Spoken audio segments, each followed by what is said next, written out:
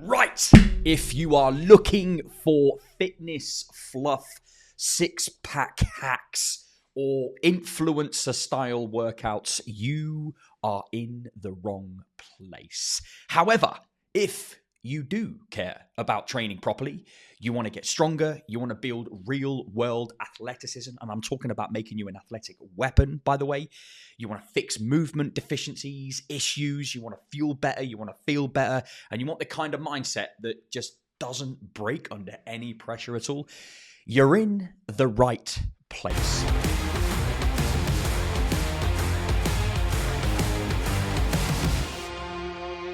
My name is Dean Hammond.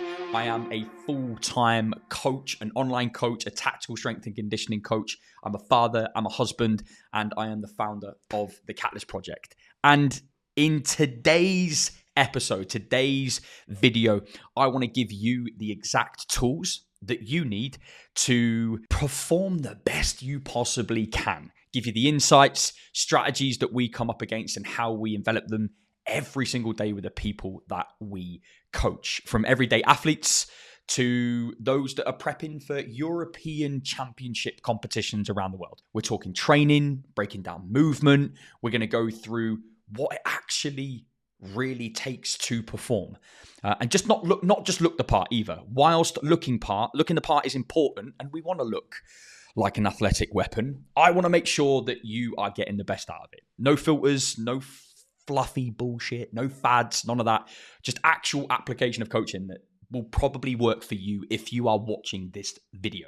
So if that sounds like you, and it sounds like your kind of thing, you want to look good in a pair of budgie smugglers, ripped, an athletic weapon, and completely dominate any physical fitness thing that comes across your bloody life, then do me a favor. Hit subscribe, press like, check out the videos, and share it. It might come in really, really handy for somebody else in your organization who you might know. So let's get into today's training. So without further ado, today we are diving deep on how you can build explosive strength, how you can build power, all without using a barbell. However, what is absolutely important, even if you're not an Olympic lifter, I'm going to show you how I've taken an incredible and formidable athlete, Kirsty, one of my Olympic weightlifters,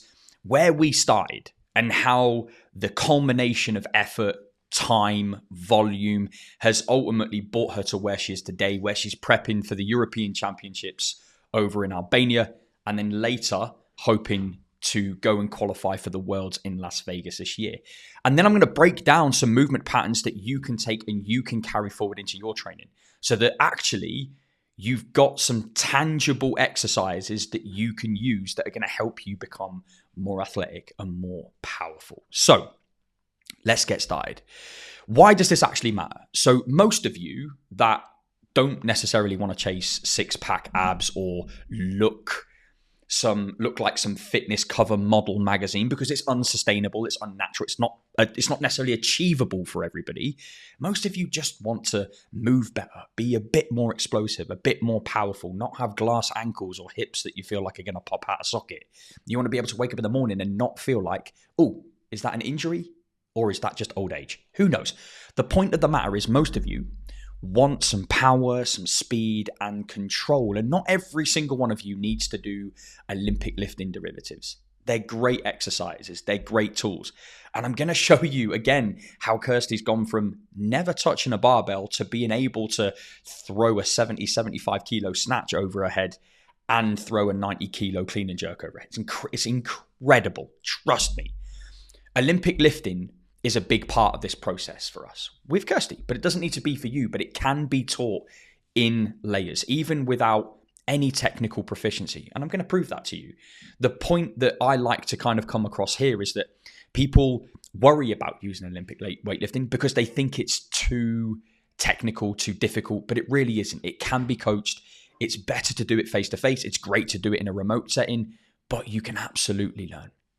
And one other thing that I want to layer in is that key positions matter more than the load. Learning quality over intensity and over volume is, I say volume, but volume's important, but learning quality more than anything else is absolutely key.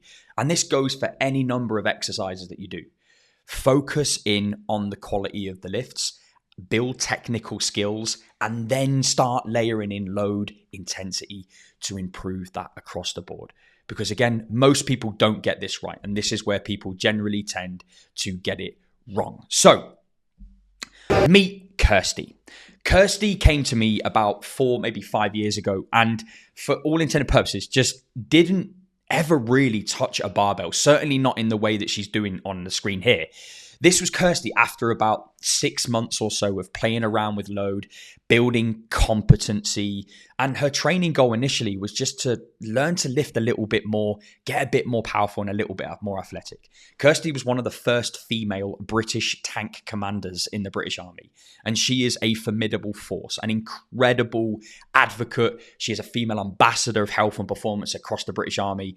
And she is now arguably one of the best, not just in the Army, Olympic weightlifting, but one of the best across the armed forces within the Navy, the Army, and the RAF. And she is about to go on to compete in the European Championships. And we've been working so hard on improving all of these minor details. So just after 6 months to a year of working with us, she picked up some really, really, really great qualities there. And you can see from the video that actually, like, this is relatively good. But this was learned and rehearsed over time in the Catalyst project, where she didn't necessarily start in the strongest position. But we were able to layer things in and really focus on some of the technical components that goes into lifting. So we like to layer on something that we use as technical models. So when we're talking about cleans and we're talking about snatches or any exercise, squats, bench pressing, deadlifts, jumps, throws, whatever, we talk about technical models. And when we talk about technical models, what we're aiming to speak about is what positions, what posture, what weight distribution do we want to look for in exercises based on how you're moving with them. So in certain squat exercises, we're looking for certain positions that people can achieve to see if it's a good exercise for them, see if we're getting the stimulus we want. The same with clean and jerks and snatches. We're looking for weight distribution. Is the weight being distributed correctly? Is the bar path going the right way? Is the resistance profile correct? We do this with everybody when it comes to improving athletic qualities and more specifically looking at performance. So I want to talk about some principles and some technical checkpoints that we're looking at with exercises every single time when it comes to Olympic weightlifting. And I'm bringing this to you because this should and could be a goal that you're striving for. Kirsty here, we're looking at things like start position. Is she tight? Is her back pinned in and down? Is everything really, really in a good position before she pulls the bar off of the block? We're looking at things like the end of second pull. What does her position look like? Is the weight distribution correct? Does she have all of the weight going through the foot? Is she transitioning from midfoot into toe as we go into the maximum extension phase? And as a coach, these are the positions that we're trying to coach properly. These are the things that we're looking at for training with intention. As she gets over that max extension and into that receive position, again, let's look at this. Like, we're looking at quality. Is she getting aggressive into that receive position? Is she holding the load really well? When she catches, what are we seeing with her posture? Where is the weight distribution? Where's the bar in relation to the center of her mass? Where's the bar in the middle of her body? And these are the things that we really focus on, because this is what you're seeing with Kirsty now. Kirsty has gone from these principles, and we've coached and coached and coached and coached. And she's gone from this, where she wasn't necessarily able to throw lots of load overhead or into the rack position. And now she can throw, just to let you know that's like 35, 40 kilos on the bar there. She's now throwing 70 kilos in a snatch, not in a clean. In a snatch, ladies and gents, which is fucking absurd. It's wonderful. It's brilliant. So why have we got blocks in the program, and why blocks are important? If you're somebody who likes Olympic weightlifting and you're trying to improve your technical proficiency, you're trying to improve your competency, you're trying to improve your You're trying to improve some of those little nuances that come with Olympic weightlifting. These are why we naturally go to blocks. It helps reduce what we call central nervous system fatigue. So we're already starting in a high position. So often, if you don't have blocks, some people will just pick the bar up, they'll deadlift it into position, they'll then go into a hang position. And that can invoke quite a bit of fatigue for a lot of people, especially if you're doing it loads and loads and loads in a certain block. If you haven't got blocks, that's fine. We can use a stack of plates and just stack some plates up, like maybe up to the middle of the shin, mid-knee, and you can utilize things like that to get the same start position. Secondly, it teaches a bit of bar path discipline. So when we talk about bar path, particularly with Olympic weightlifters, we want the bar path to not be perfectly straight, because perfectly straight doesn't exist. But what we are looking for is we're looking for a consistent bar path profile. Is the bar traveling up into the hip? Is the bar hitting the hip, popping out, and then catching in a good line? Now, we talk about this thing in weightlifting called bar drift. If the bar comes too far away from the hips, Kirsty's going to have to really compensate and jump forward to catch the bar, which could then mean that she might lose the bar behind her or drop it forward. And these things are really, really challenging. So when we use a box, for example, or a block snatch or a block clean, it allows us to reinforce these positions every single time. So straight away, you can see Kirsty setting up in the video here where she's tight, she's absolutely stacked, she's in a good position to start. We're reducing fatigue. From a bar path discipline perspective, you can see she's setting into it. She's pulling the bar into the hips. The bar drift isn't too far at all. It's actually a really, really good lift. She's dropping underneath, so we're reinforcing some speed, and she's catching it in a good receive position. Really strong posture, really, really good weight distribution, nice and tight. And this is what this is trying to do. We're trying to help build awareness in these positions. So if you are somebody who loves Olympic weightlifting, you're using cleans and snatches, and you're coming up against a little bit of a roadblock with these exercises, using blocks can be a good way to help you build a little bit more technical competency and technical refinements. Like block work is gold. It is without question the most undeniable way to really help improve people. Of course, with other factors that are included in that, but this is such a good way to help. So you might be sat there going, well, what if I can't snatch? What if I can't clean and jerk? What if I can't do any of these exercises? Well, first and foremost, there's nothing wrong with learning. Look at where Kirsty was when she started. She didn't really know. And after 6 months, she managed to get to this stage. After that, and after more and more time rehearsing and coaching, she is now currently holds a fucking huge title in British weightlifting. And she's got the open record. She's doing incredible with the sport just because she spent time learning. It doesn't mean that we can't spend time learning. But let's help you add some exercises, because for any of you watching, if you can't snatch or you can't clean or you can't use things like this because of the skill set that's required, here's maybe 8 alternatives that you might find really, really useful. And each of these train similar patterns. They train explosive power. They train hip extension. They train bar speed. They train intensity. They train speed. They're a little bit lower risk, and there is a fast learning curve with these, which is so, so useful if you're somebody who's trying to become an athletic weapon. So let's go through a few of them. First one's important. So we have, and hopefully this comes up, trap bar jump squats. Trap bar jump squats are a really useful tool that you can use inside of your program. They're relatively low risk. And for me, I'll give you some programming recommendations shortly, but they're a great alternative if you don't have things like block work or you can't do snatches and clean and jerks. They're a really useful tool and they're invaluable for you if you're trying to build power, explosive strength. And again, there is a programming philosophy that needs to go with these, but a great starting point. The next one of my favorites, heavy kettlebell swings. Kettlebell swings train, look at that movement. It trains explosive hip extension. It really, really is a huge posterior chain builder. And for me, it's really low drag. The thing that people get wrong with kettlebell swings is they kind of go into a bit of a squat pattern. But if you look at this exercise again, it's a hip hinge into a violent hip extension. That's what we're looking for, right? Equally, if I go over to trap bar jump squats, look at it. It's a flexed position and we're looking for violent hip extension. Once again, it's training these qualities. Let's look at third exercise. So the third exercise is one of my go-tos is plyo hops. These are extensive plyometrics. Now, for a lot of people, they don't realize how much this actually trains some really good power properties and power qualities. It's relatively low level, it's low drag, but like look at this pattern of movement. It's popping off. We are still having some knee, hip, ankle extension. There is some violence with it. And we have things like extensive, intensive plyos. We've got things like rotational work as well. These are good low-level ways to develop stiffness and plyometric properties and improve that fast stretch shortening cycle. As we get into heavy kettlebell swings and trap bar jump squats, these are more on the explosive strength scale and the explosive strength spectrum.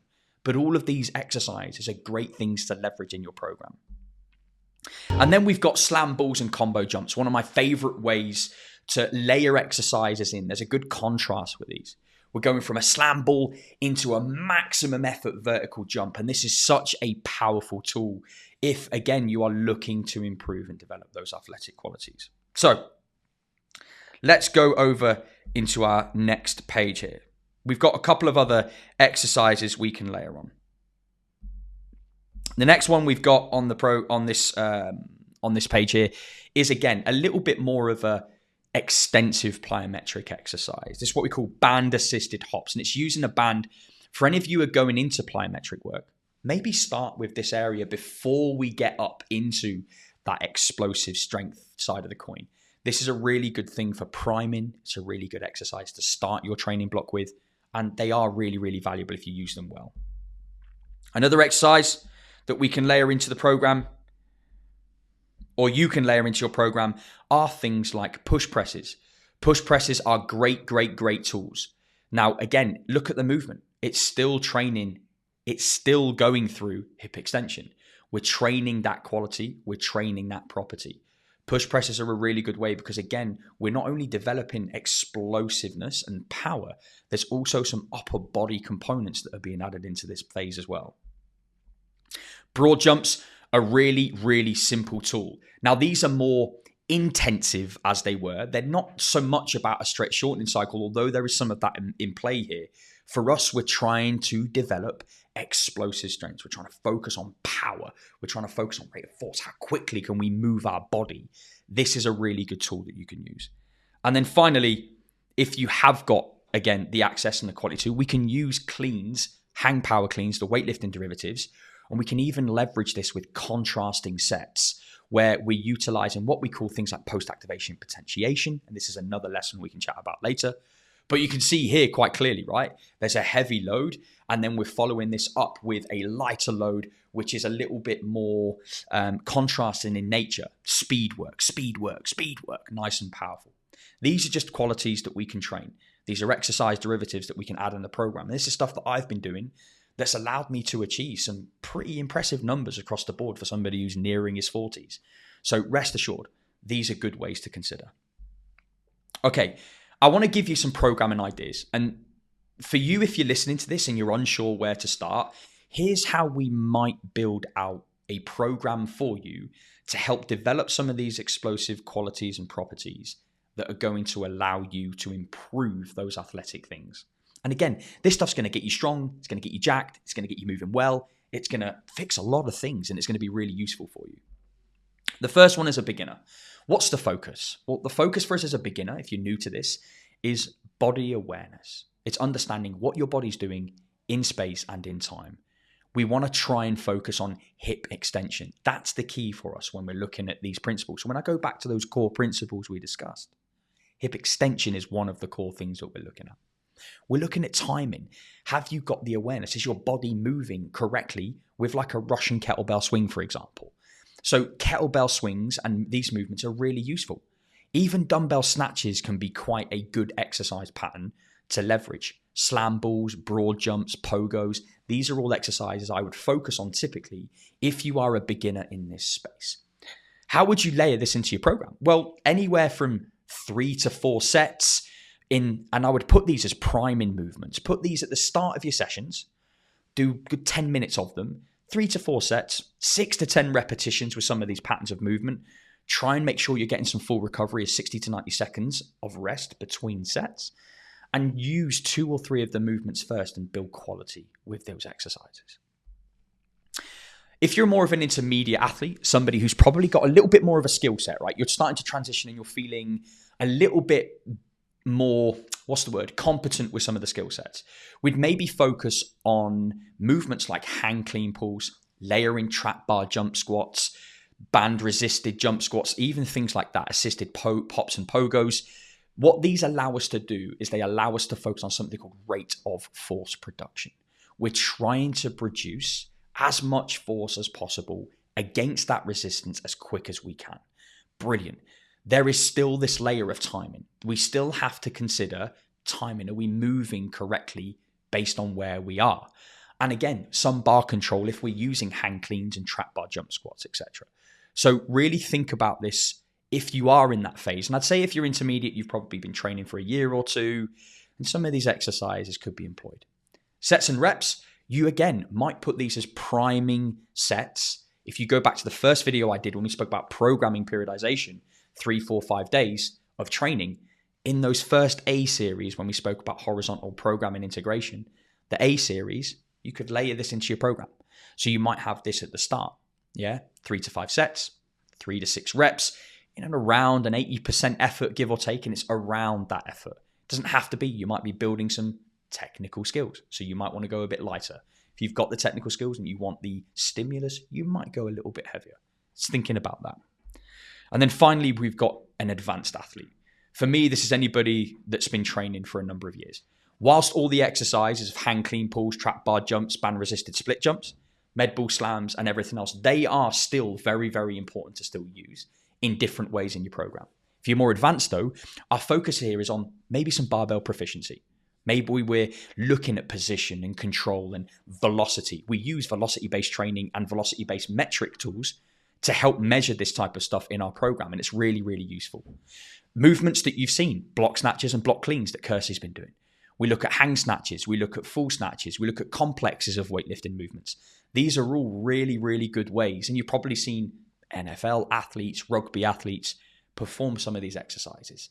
And for me, these are brilliant. They're absolute no-go-tos if you've got the skill set to do them. Sets and reps, again, this will vary, right? But typically 4 to 6 sets, anywhere from sort of 1 or 3 repetitions, and we're working anywhere from 70% up to 80%, 85% 1RM, but that will differ. Of course, it's very generalist there, but you've got an idea of how I would maybe layer out a beginner, an intermediate, and essentially an advanced. But the key here with this is we're looking for intent. We're looking for knowing what you're doing and why you're doing it and really moving with purpose. That has to be the key when it comes to patterns like this. And this is exactly why we're here for what we do. So let me just go through a few little bits, okay? So for me as a coach, like my job isn't to get people to lift all the fancy weight. It's to make them move really well and get the stimulus and get that intent right. So this means coaching positions, bar path, effort. And we do this with all of our athletes in the Catalyst project. And it's not about shouting cues. It's just knowing what matters for the athlete that's in front of us. So sometimes if somebody's not getting enough of when we do like vertical jumps, for example, I might say, try and get the crown of your head to the ceiling, jump as high as you possibly can. That cue might just be a great awareness for them to go, I'm going to jump, and they get that intention behind the exercise. Couple of mistakes I would avoid, and this is absolutely completely reigns supreme across everything that we do. First mistake that we often see is people chase that complex movement. They chase complexity over simplicity, and this completely derails what their progress looks like. Central nervous system fatigue, injuries, potentially if they're not moving very well. There's loads of things that could go wrong with this. So beware of intention over complexity. Number 2 is prioritizing load over intent. Now, I've seen this happen before. People come and do a trap bar jump squat, for example. load it up with 150, 110, 120 kilos, whatever, and try and move it as quick as they can, but they're not getting the velocity. Like light loads work really well, 30 to 60% of 1RMs. And if you don't know what they are, maybe use a 3 to 6 out of 10 on the how heavy scale. And that might give you a good guide that you can leverage. Number 3 is no clear progression or even framework. You're just willy-nilly going through the motions. You're just throwing exercises in left, right, and center. And that's not going to develop your athletic properties. It might go to some degree, but it's about trying to manage this and periodize this in a way that works. Number 4, mismanaging fatigue. Some people I have seen in the past, I've even done it myself, and I hold my hands up for this. I've gone in, I've done lots of these power exercises, I've loaded up the bar, I've put loads of load on, my body's just tired from whatever other holistic things that we've got to consider in lifestyle. Like, remember, your stress bucket isn't just from training. It's from sleep quality, the foods that you eat, the caffeine that you've consumed, the relationships that you have, the communication, the last time you took some rest and recovery. All of these things add to the bucket of stress. If that bucket is leaking, you are mismanaging fatigue. Think about that. And then finally, number 5, although not exclusively finished, not coaching the human. This is something that I've seen all too often. People try and coach a lift and make it look perfect, when in reality, it's not about making the lift look perfect. Go back to Kirsty. Kirsty doesn't have the amazing technical skill set of a Chinese Olympic weightlifter. And I would never expect her to do that because she just doesn't have that makeup. But she is an incredible athlete.